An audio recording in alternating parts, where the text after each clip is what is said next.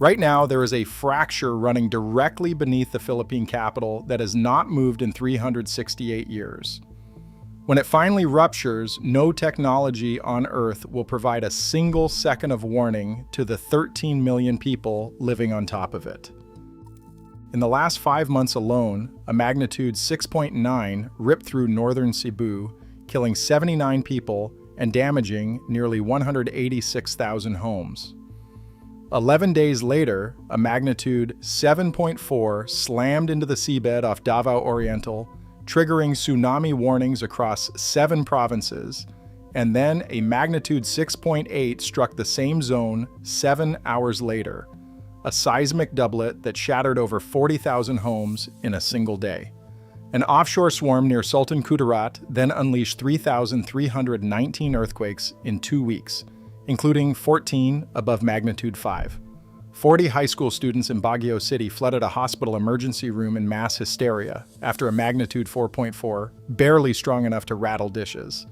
The country's own disaster chief has admitted the Philippines is not fully ready. A viral video with millions of views is now claiming that all of these quakes are loading stress directly onto the West Valley Fault, and that the big one is imminent. The Philippines' own seismologists say that claim is false.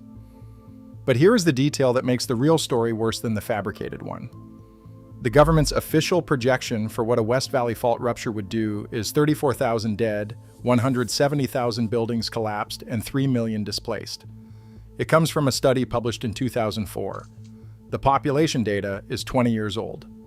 Manila Bay has since been reclaimed with landfill that no one has modeled for liquefaction. phivolcs. Director Teresito Bacolcol now estimates the true death toll, including surrounding provinces, could reach 48,000. The revised study will not be ready for another 2 years.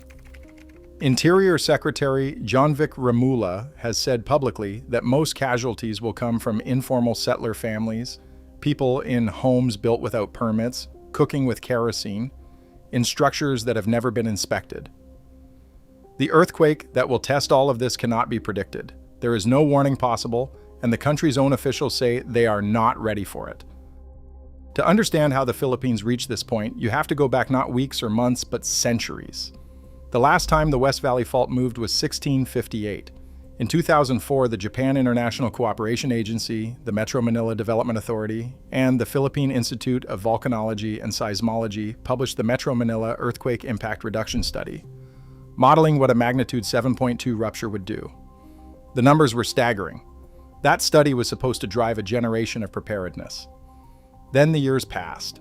On March 28, 2025, a magnitude 7.7 tore through Myanmar and collapsed a 30-story building in Bangkok.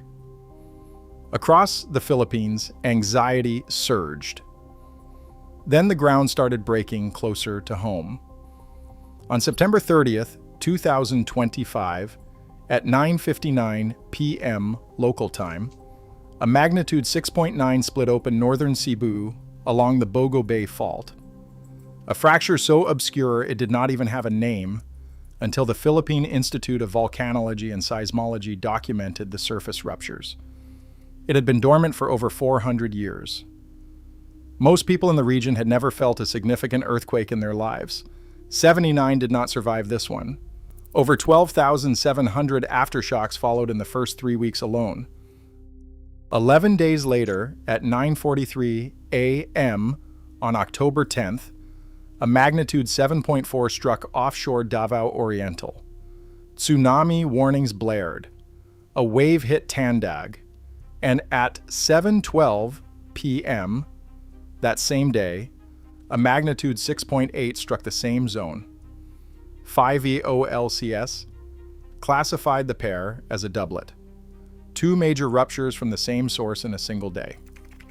Richie Diuyen, a disaster official in Manay, told reporters that he was 46 years old and that this was the strongest earthquake he had ever felt.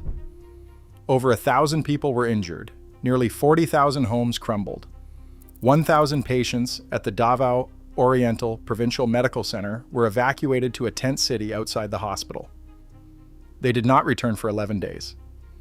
Here is where this story converges. The Philippines sits at the collision point of four tectonic plates: the Philippine Sea Plate, the Pacific Plate, the Eurasian Plate, and the Sunda Plate. The country contains 180 active faults and records roughly 14,000 earthquakes every year. Now, zoom into the capital. The West Valley Fault stretches approximately 130 kilometers from Bulacan in the north, through Quezon City, Marikina, Pasig, Taguig, and Muntinlupa in Metro Manila, and south through Cavite and Laguna. It cuts directly beneath the most populated, most economically vital corridor in the archipelago.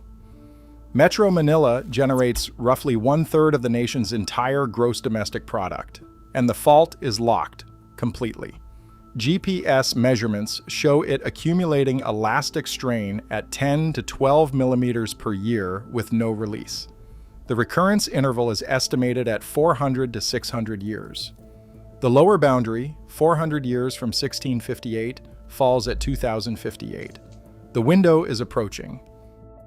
But here is what the viral video gets dangerously wrong, and what the real science actually says. The video claims the 2025 earthquake sequence is loading stress directly onto the West Valley Fault. phivolcs. Director Bacolcol has stated publicly and unambiguously that those earthquakes came from different earthquake generators. The Cebu quake originated on the Bogo Bay Fault. The Davao events came from the Philippine Trench Subduction Zone. These are entirely separate systems. Coulomb stress transfer, the process by which one earthquake redistributes stress to neighboring faults, is real science. Professor Mario Aurelio at the UP National Institute of Geological Sciences modeled the October sequence and confirmed the magnitude 7.4 likely triggered the 6.8 through stress redistribution. But no published researcher has found evidence of a cascading reaction targeting the West Valley Fault from these events. The viral video took a real scientific concept and fabricated a conclusion no seismologist has endorsed. And this is where it gets worse. The real terror of the West Valley Fault is not that something is triggering it, it is that nothing needs to. The fault is doing what locked faults do, accumulating strain in silence until the rock fails. Department of Science and Technology Secretary Renato Solidum Jr., the former Philippine Institute of Volcanology and Seismology Director, put it plainly. We do not have that technology yet. We cannot predict when a strong quake will occur. And when the rupture begins directly beneath the city, the seismic waves will arrive before any detection system can process an alert. This is not a technology gap, it is physics. Now consider what that day looks like with the numbers we have: 34,000 dead, 114,000 injured, 170,000 buildings collapsed, 340,000 more damaged beyond use, 3 million needing evacuation. Those are the projections from 2004. phivolcs. Own updated estimate from 2019 pushed fatalities to 43,291. The World Bank projects 48,000 dead and $48 billion in economic losses. None of these models account for the reclaimed land along Manila Bay. Here's what those numbers feel like at ground level. Rona Malinao is a single mother of 4 in Medellin, Cebu. When magnitude 6.9 struck on September 30th, she tried to run but could not stand. Rocks from a landslide buried her. She screamed for help, and her family dug her out with their hands. Her house was destroyed. 2 of her children were seriously injured. 2 of her grandchildren did not survive. In another part of Cebu, Yoing Tampas, the sole breadwinner for her family, watched her grocery store collapse. She told an aid team that she did not know what to do next, but she had to be strong for her family. Her daughter, in her final semester of a teaching degree, stopped going to school. That was a magnitude 6.9 in a rural province. The West Valley Fault is projected to produce a magnitude 7.2 earthquake directly beneath a city of 13 million.